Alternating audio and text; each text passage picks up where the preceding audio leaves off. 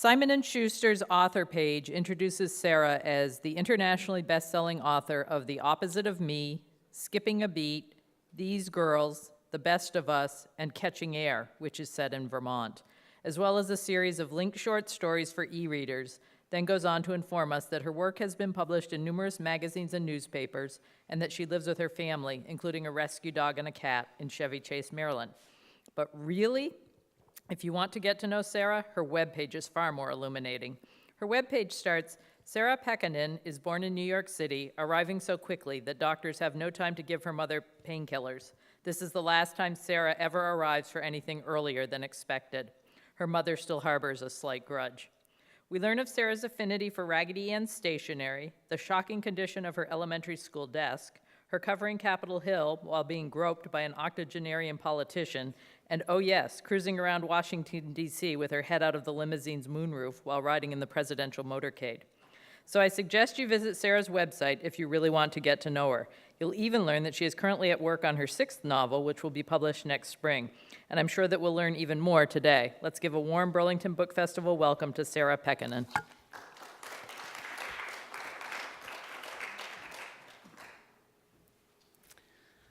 Well, thank you guys for coming out today. I know it's a beautiful day and tough to be inside, so I'm going to try to make it worth your while with some fun stuff today. A little bit different than a typical book signing, because I've been to a lot of book signings. I've done a lot of book signings, and they seem to kind of follow the same format. An author will get up, they'll read a bit from their work, they'll take some questions, and that's it. And while that's really lovely, I thought that we could maybe shake things up a bit. So I thought we could maybe play a few games related to the writing and publishing process, and I have prizes. And your odds are pretty good of winning one. So I'm going to start with an easy one. I want you guys to name, I'm going to give you a kind of a list, and you have to pick the places where I have written parts of my novels. The A is sidelines of a soccer field. B, in my minivan, waiting in the pickup line for my son's preschool. C, Chuck E. Cheese's. D, Starbucks. E, buses, cars, trains, and planes. F, all of the above. So, anybody say A? You can lift your hand if you've said A. B. Okay, all of you who said F, you can lift your hand. Okay, everybody's an F. What were you? Were you an F too? An F, okay. So I picked my lucky number earlier, which is 8. So if you could start here and count. 1, 2, 3, 4, 5, 6, 7, 8. All right, so you win the first prize. So this is a copy of a new book called Till the Well Runs Dry. It's written by an author, and she and I share an agent, and we've become good friends. And so when I go on book tour, I try to promote other authors whose books I like. This was an Oprah magazine book pick, and I think you'll really like it, so it's all yours.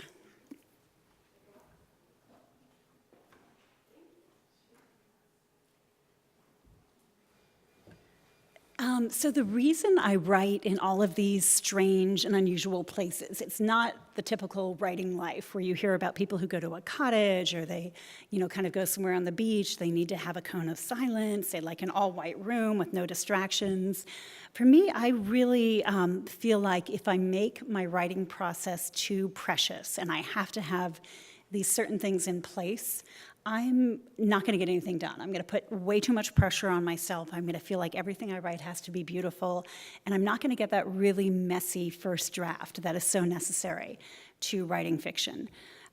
So I really compare writing a book to running a marathon, which I have never done and probably never will do, but the analogy works for me because I think that if you set a big goal like running a marathon, you have to get out there every single day and run. You have to run if the weather's really crappy, you have to run if you have shin splints, if a car comes by and splatters you with mud, whatever it is, you need to get out there. And it's the same thing with writing. There are plenty of days when the words don't come easily, when I'm not feeling inspired, and yet I have to keep writing because I'm not really allowed to have writer's block. I have to get something down. And so even when I feel like the circumstances aren't great, if I'm at Chuck E. Cheese with my 3 kids kids and they're running around and it's chaos, and I've got a notebook and I've got a minute while they're on a ride, I try to get some thoughts down, just because that's the way I kind of keep things going and I don't really get stuck. And for me, when I do feel like I'm stuck writing, it usually means that there's something not working earlier in my book and my subconscious is holding me back. So I need to kind of go back and figure out what that is. It's like if you're stitching and you drop a stitch, or knitting and you drop a stitch, and then you kind of realize it later on that it's going to mess up the pattern. You have to go back and figure out where you went off course and maybe tear it up and start again. So, and I also found something really interesting on Facebook the other day, where I'm on Facebook far too often as a writer because it's a great place to procrastinate. So Facebook and Twitter, if you guys are on, please find me. I'm always there chatting. A friend said, the only tool you really need to write a book is a kitchen timer. And she's an author. She said, you can use any timer, kitchen timer, one on your phone, whatever it is. And if you set aside a really small chunk of time every day that's devoted to writing, you will write a book in a certain amount of time. And think about what you could do with 30 minutes, right? You could learn a foreign language in 30 minutes a day. You could get in fantastic shape. You could learn to cook. You could do many, many things. So writing a book is like that. You just have to have a devoted amount of time. And it will happen if you put in that time pretty religiously. So, the only time that I really over-focus on writing, and when I do take that kind of precious time away, is toward the end of a book. I will check into a hotel for 1, maybe 2 nights at the most, and I won't get out of my pajamas or sweatpants, and I'll bring a cooler full of food or order in food, and I'll do nothing but sit there and go through the book. And that's at the very end, just making sure that everything's flowing, that I have that long block of concentration to really get the work done. But other than that, it's kind of writing on the fly. It's writing anywhere and everywhere. Okay, so my next trivia game. I wrote my 5th book, which just came out. It's called Catching Air. It's set in Vermont. It focuses on 3 female characters, and they end up running a bed and breakfast together. And the first character, they all take turns narrating the book too. It's from 3 different points of view. The first character is a woman named Dawn. She is the daughter of immigrants. She lives in New York City, and she's falling in love with a man who is not exactly as he appears. The second character is Kira, a stressed-out lawyer who lives in Florida with her husband, Peter. The third is Alyssa. She is a sister-in-law of Kira. She's a free spirit who travels the world. She's kind of one of these people who just never worries about the future. She's never stressed about anything. So my question to you is, which of these 3 characters did not appear at all in the first draft of my book, Catching Air? Was it Dawn, the woman from New York who's kind of involved with this man who seems a little shady? Was it Kira, the stressed-out lawyer? Or Alyssa, the free spirit? So anybody who said Dawn, raise your hands. Okay, Kira, couple Kira, and Alyssa. So the answer was actually Dawn. So we'll save that prize for later. For me, and I wrote the book originally, I focused on 2 sisters-in-law who needed an escape from their lives. One of them was just really stressed. The other one had a lot going on with her marriage, and they wanted to get away. And they had this vision that they could move to Vermont, and it would be really beautiful. And it is really beautiful here. And they would have the leaves and the snow and kind of the sense of peace. They would run a bed and breakfast, and it would kind of be this totally different lifestyle for them. So I wrote the draft, and I turned it in to my editor. And she called me and said, how are you doing? What's going on? And I immediately thought, because that's when I turn in a draft and she loves a book, she starts with, hey, the book's fantastic. So this is kind of like a, easing in. And she said, I like the book, I like the concept, I like the characters, but it's missing a little bit of something. And I was really glad she said that, because I had felt like there was a little something missing in the book, and I couldn't quite put my finger on it. And we felt like there needed to be a little bit more tension. There needed to be some kind of engine driving the book, something that just made you turn the pages. And so we decided to include a third character with a pretty dramatic storyline. And I wrote that third character and wove her into the book, which took about 2 months to do, and turned it in again. And she was very happy with it, and I was much happier with it. And that's interesting to me because I get asked all the time, what is it like to work with an editor? And I think a lot of people imagine that a writer and editor have a very prickly relationship, that we turn in our books and the editor attacks them and picks them apart, and it's sort of adversarial. And for me, that's the opposite of what is in fact true. I really look at it as if, say my son has a great soccer coach, and he wants to bring out the best in my son, and he's, coaching him and encouraging him, but also pointing out ways that he could do things better.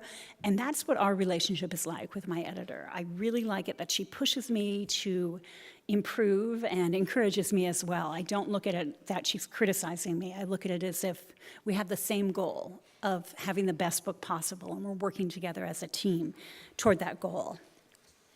And so we've actually had 6 books together now. I turned in my 6th book and have gone through copy edits. It'll be coming out in May. And there have been, definitely a few times where we've differed. And for one of my books, it was called These Girls, my 3rd book, about 3 young women who are sharing an apartment in New York City. We had a difference of opinion on the ending. I wanted the ending to be a little more open-ended. She wanted there to be a little bit more of an infusion of kind of hope and happiness. And we met in the middle, we compromised, and I think that was the right answer. I really think that was the right ending for that book. So I think that collaboration strengthened that novel. And it's funny too, because my relationship with my editor is really special. We've become great friends. We're like the same age. We both have boys. We have all these random things in common, like we both have brothers that we love, and they're both named Robert, and we played field hockey in high school. We have all these kind of neat connections. But before I met her, I really imagined New York editors and publishing houses were like these very mythical creatures. I imagine they all looked really severe, and they frowned a lot, and they wore, really heavy glasses, and they were always marking things up with a red pen and reading all the time. And in fact, that's not their job at all. They certainly edit, but they spend the day doing things like weighing in on book covers and pitching the books to the sales force, who then goes out to bookstores and tries to get bookstores to place orders for the books. They're really the champion of however many books they edit that year, the in-house champion for the publishing house of your book. And so she really, she reads manuscripts mostly at night and on weekends. She has said to me her rule when a manuscript is submitted by an agent is that if it keeps her away from her kids, she knows she's going to buy it. She's reading on a Sunday night, and if, she gives her kids an extra half hour of video games because she wants to keep reading, that's a really good sign. Then she's going to buy that book. But there are other agents that I've talked to, like the guy who bought the book, The Art of Racing in the Rain, that big Garth Stein book, and he said he was reading it on a metro, on his ride into work, and he missed his stop. And he's like, that's it, I'm buying the book, I missed my metro stop. So, you kind of have to grab their attention very quickly and very decisively when you turn in a manuscript.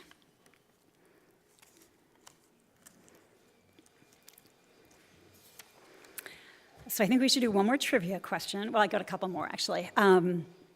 So you guys have to guess the most humiliating thing that has ever happened to me as an author.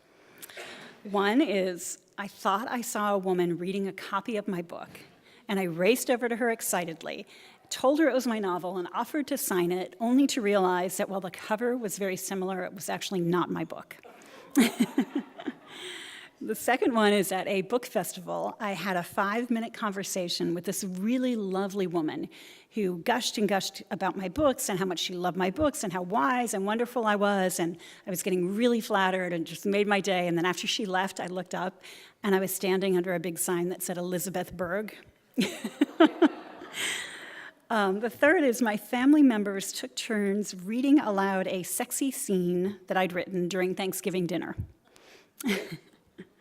So do you guys think it's I saw a woman reading a copy of my book, rushed over, it wasn't mine. A, B, the book festival, the Elizabeth Berg, or C, Thanksgiving dinner. Everybody who said A, raise your hand. B? C? Okay, B, go back up. Okay, so B. Keep your hands up. So my lucky number is 4. So 1, 2, 3, 4. Yeah? So you win a copy of one of my earlier novels, The Best of Us. This is a Today Show pick by Hoda, and I can sign it afterwards either to you, or if you want to make it a gift to somebody else, I can sign it to them. So.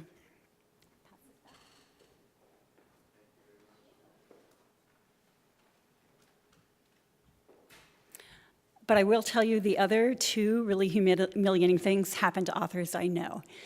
There was one who was on a boat in Seattle. She was on a ferry, and she looked across and was like, oh my God, that woman's reading my book. This is so incredible, and ran over and was like, can I sign it? And gushed, and the woman handed her the book, and she looked at it and was like, and then she took her pen and she scribbled something and she ran away. And the last thing happened to a friend of mine who has grown kids, and she was hosting a big Thanksgiving dinner for the extended family. And one of her sons is like, well, instead of Grace, how about we read from this? And they passed it around, and they all read the sexy scene from her book. Well, she kind of shrank in her seat, but she was a good sport about it. So a little bit about my background and how I came to write fiction. I was actually a journalist for many years. I worked for the Baltimore Sun, among other papers, and I really loved writing. I loved telling stories about ordinary people who live extraordinary lives, because I really think that everybody has an amazing story to tell. I covered Capitol Hill for a while, and I was not at all interested in politics because I felt like that was kind of theater, whereas the real stories were kind of underneath all of that, and eventually got to go write for the Baltimore Sun and write narratives. And among the stories I wrote was a piece about several police officers who were really close. They had breakfast together every morning. They worked on the same shift. And one day a call came in that one of them was in trouble. And there's a certain code that goes out over the radio that means officer in distress. And when that happens, they just go. And in the rush to get to him, 2 of the cars collided, and one of the officers died. Another one hit their car. Because if you think about all the sirens kind of going, it can be hard to hear, where they're coming from. So that really, the story about that, about how it affected that officer who was at the wheel, how it affected the partner who was in the car who did survive, really was a special story for me. And I think it helped the officers to talk a lot about it and to get the story out there as well. And that became actually a piece of my next book, which will be out in May, called Things You Won't Say. It's about a woman who's married to a police officer who's involved in a death, and the circumstances are kind of murky. I always really liked reporting. I always really liked talking to people and hearing their stories. And so for all of my books, I've tried to do that. I've tried to write about things that I don't know. I mean, I've heard that you should write what you know and you should kind of dig into yourself, but I don't think that's true. I don't think there's any rule in writing that is universal. I think if J.K. Rowling had done that, we never would have had Harry Potter, right? So I think you should write about what you're passionate about. And I really love learning. So one of the things that I did for my second book, for example, was I wanted to learn about opera, just because it seems pretty cool. And I wanted to learn about how somebody could have their life completely transformed. Let's say they grew up very, very poor, and they became incredibly wealthy overnight. So I was reading a local magazine, and there is a company in the DC area called Honest Tea. Do you guys have that out here? Yeah, it's spread everywhere by now. It's like healthy teas and juices. So the guy who started it was, this kind of smart, interesting guy who went out jogging one day and went into the 7-Eleven and opened the door and was like, there's Gatorade, there's soda, and there's water. And he wanted something else, so he created these teas. And he just worked his butt off. He, was in Whole Foods giving samples and kind of driving delivery trucks and working around the clock. But within a few years, he did quite well. He sold it for like $60 million to Coca-Cola or Pepsi or something.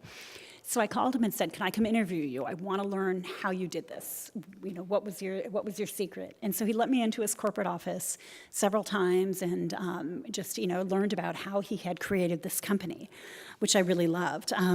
So I've done that. In all of my books, there is some research. In Catching Air, which is a book set in Vermont, I don't know if they have it here or not, but it, running a B&B was kind of something I wanted to learn about. And so I learned many things. For example, that if you're serving food, you're going to get unannounced visits from the health department. And so, of course, because I write fiction, my poor characters had the unannounced visit at the worst possible time. So that kind of stuff is really fun for me. So I would love to hear from you guys. For me, Q&A is the best part of this because I feel like you guys come up with the best questions and there are things that you want to know that I would love to answer. I'm happy to answer anything from how I got a literary agent, how I got a publishing deal. I mean, anything at all. I'm pretty open about this stuff. So does anybody have a question? How do they get a literary agent? Well, okay, this is slightly humiliating, but as you know, I have many humiliating publishing stories. So I wrote a book. I had been a journalist, and then I had 2 kids pretty quickly, within 2 years. And I freelanced for a while, and I ended up not being able to do it. It was just too chaotic. The kind of stories I had done were to go on a plane very quickly to cover something, or it just didn't fit with my lifestyle. So I began to write a novel. I just took a glass of wine to my computer one night and just began typing. And after a while, a book came out. And once I had finished it, I thought, okay, well, what now? So I went to my local bookstore.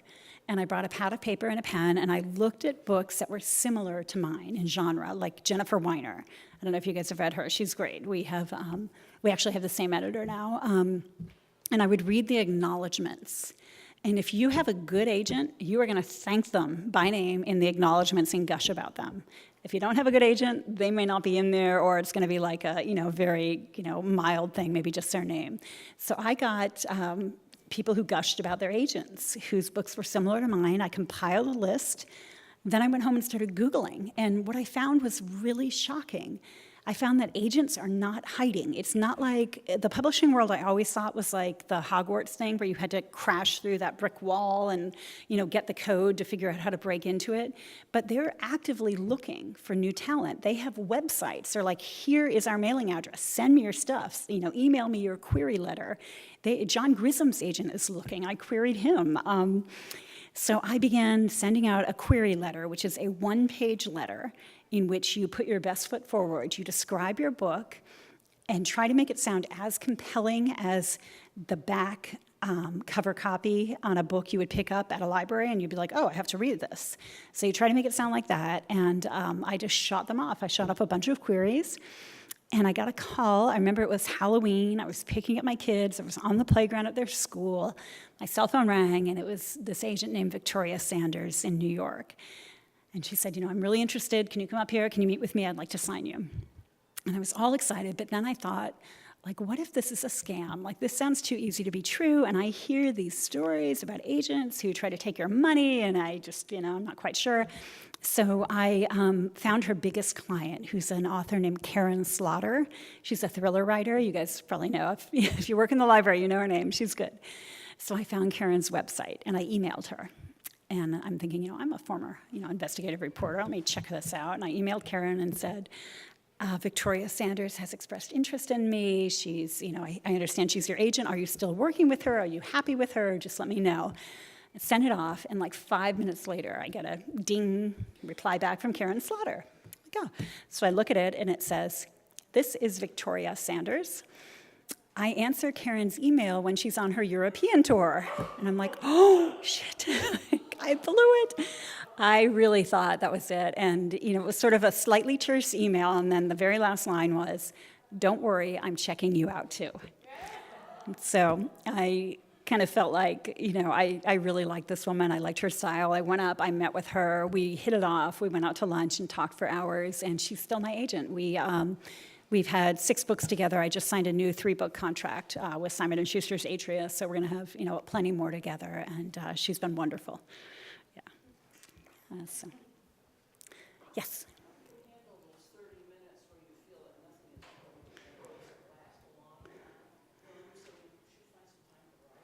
Yeah. You just have to do it. You have to write the crappy first draft, as Anne Lamott says. I made it PG-13. She actually says write the shitty first draft. You have to just throw stuff down on the page. Otherwise, it's much easier to revise than it is to, write something. You can't revise a blank page. You just need to have those words down. So now it is really hard to be the first one to ask a question at a book signing. I know a lot of times people are kind of like, so you guys each want a chocolate bar for asking questions. You pass one back. Yeah. With your first novel, approximately how long did it take you from start to finish? So my first novel took about 3 years. I wrote it, and it originally was told in the form of emails between 2 best friends. I found an agent after about a year and a half, and she said, and it was Victoria, right, after we'd gotten over the whole me checking her out thing, and she said, you need to revise it. I'm sorry, but, email books don't sell well, so I rewrote the whole thing. That took about another 6 months, and she's like, it's not quite there yet, rewrite it again, rewrote it again. And she sent it out to editors, and it was not purchased by an editor. So by then, I had told everybody in the world I knew that I had written a book, and an agent was taking it out on submission.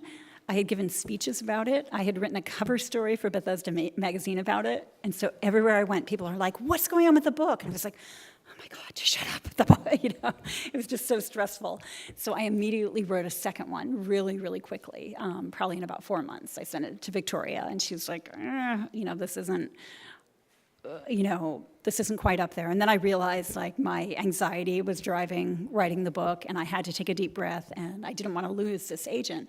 So I kind of took a deep breath, and I spent a year really writing the best book I could, and that one sold at auction. So I still have the first one in my nightstand, and that one I think it was good. It didn't sell because I think it really taught me a lot. It was like an apprenticeship, and I learned a lot of great lessons from it.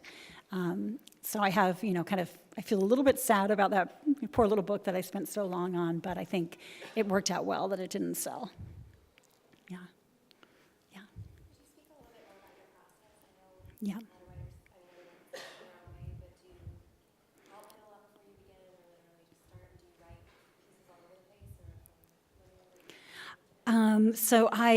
It depends on the book. Some books, I didn't outline my first one much. I outlined my second one a lot more. My third one I outlined neurotically. I had color-coded index cards all over the dining room table. That was my first book that I had a contract for before I delivered, so I was kind of nervous. The fourth one, I didn't really outline it. It really changes. The process changes with every book. So I read a lot, and I think that's the reporter in me, is that I have probably 30 books on writing. And the best ones that I've read are Stephen King's On Writing, James Scott Bell, Plot and Structure. Plotting was my weakness. I'm a middle child. I don't like conflict. I like everybody to be happy. So my books were too nice. I needed to, be mean to my characters. So that really helped. And the third one is Writing the Breakout Novel by Donald Maass, Maass. Those are the ones that have worked for me. Anne Lamott's book is also great. I have so many, and I just kind of look through them all and try to absorb. There are basic, I don't want to say rules, but there are basic rhythms of a book, and you can ignore those, but I think it's good to learn what they are before you decide if you're going to ignore them or not. So for me, learning about the plot, learning about, the 3-act structure and all of that was really helpful to me. And in terms of process, it changes based on, my kids. My youngest just started kindergarten, so now I have from 9:30 to 3 every day, which theoretically would be nice to use for writing, but I have to do a million other things during that time too, and also with publishing a book a year, there's a lot of marketing, there's a lot of traveling, things like that. So when I'm writing, I try to get about 2,000 words a day. And that can be in one chunk, or that can be in like 3 or 4 chunks. And if I don't make that during the week, I try to make it up. Yeah. That's about 8 pages typed, double-spaced. So.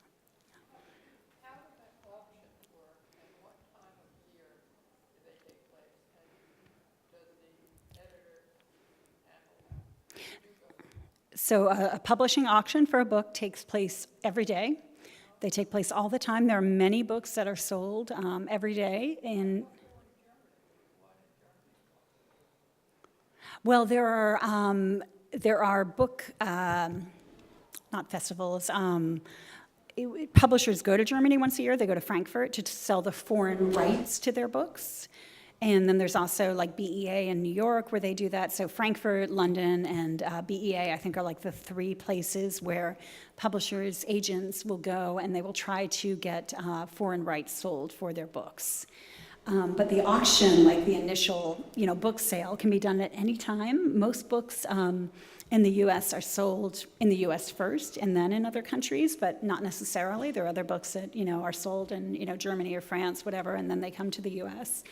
But it really is just a matter of, if you have a couple of editors who are interested in your book, they bid against each other. They just, they have a bidding war, basically, like if you have 3 people wanting to buy your house. When do they read the book? Well, the books are submitted by an agent. My agent likes to submit them on a Thursday, but that's not a rule. It's sort of whenever. And then the editor will read them sometimes overnight, sometimes in a few days. Sometimes, maybe they'll be busy and they won't have time to read it, and the agent will call and say, I sent you that book. I think you'd love it. We have 2 other bids. I need to hear from you by tomorrow if you want it. Every book is kind of a different path. Yeah. Yeah. I have a couple questions. Okay. The first question is, you said how to get a literature. The first question was, how you got a literature agent? You just send a bunch of inquiries to a bunch of agents, and one person calls you back. Mm-hmm.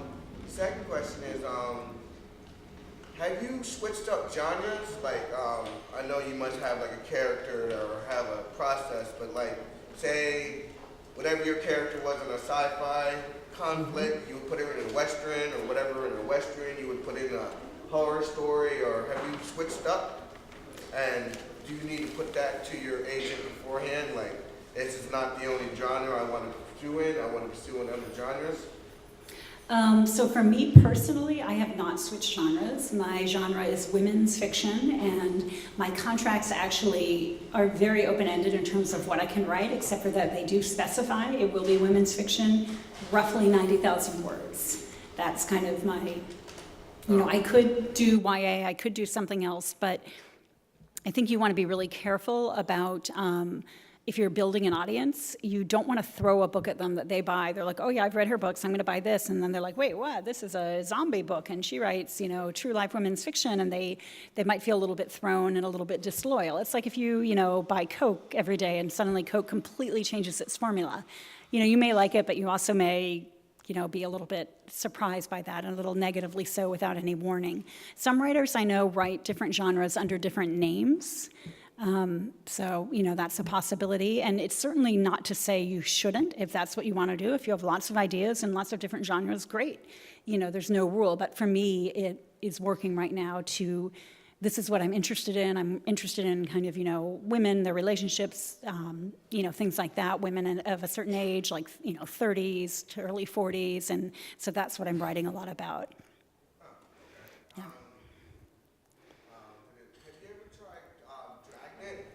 It's like a thing where you talk into your computer and it writes for you.